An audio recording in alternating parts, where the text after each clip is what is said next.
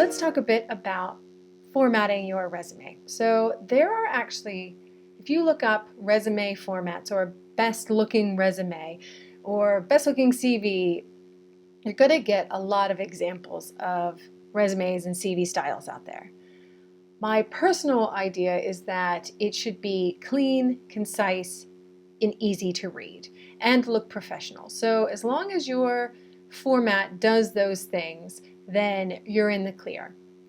Now, I think a lot of the newer resume designs, there's some out there that are just exceptional. They're really cool, but they're usually really great for people that have creative, artsy jobs. There was someone that just did a sweets wrapper, a candy wrapper for their resume, but they were applying for a role as a graphic designer at a company that makes candy, that makes that particular candy. They copied their wrapper, and that is very, very clever.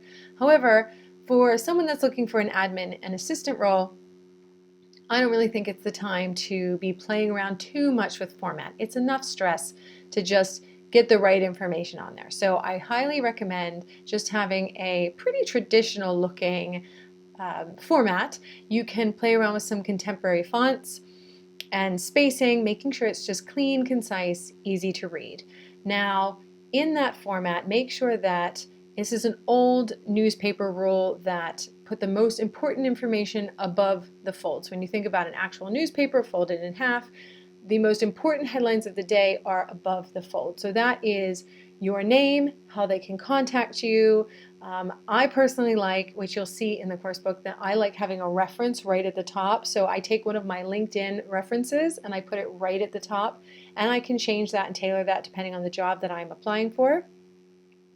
If you want to put a summary on there about yourself that really tells the recruiter or the hiring manager who you are, what you're looking for, and that should be pretty easy to answer after you've done the intentional search section of this course. And to be able to put your most recent work history or most recent relevant work history at the top of your resume.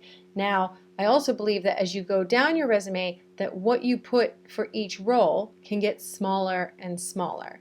And in fact, if you have a work history of maybe 20 years, I have on my CV or my resume a section that's called past lives. In it, I put that I was the head of marketing somewhere, that I used to be an admissions representative, because I think that's relevant, that somebody knows that I have experience from different industries and roles. And I want to make sure that it's on there, and if they want to go in detail, they can go to my LinkedIn profile, which is where I guide them, which is basically a copy of my master CV or resume. But I tailor the resume that I send out to the job to the company, to the hiring manager for the specific role that I'm applying for. But if they want to know more, they can head to my LinkedIn profile and find out more.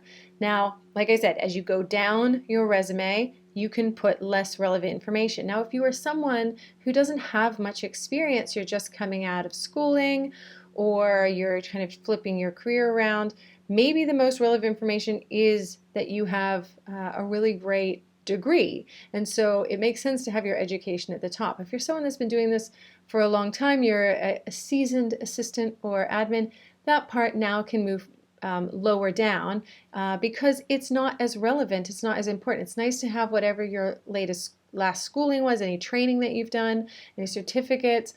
However, it just becomes not as important.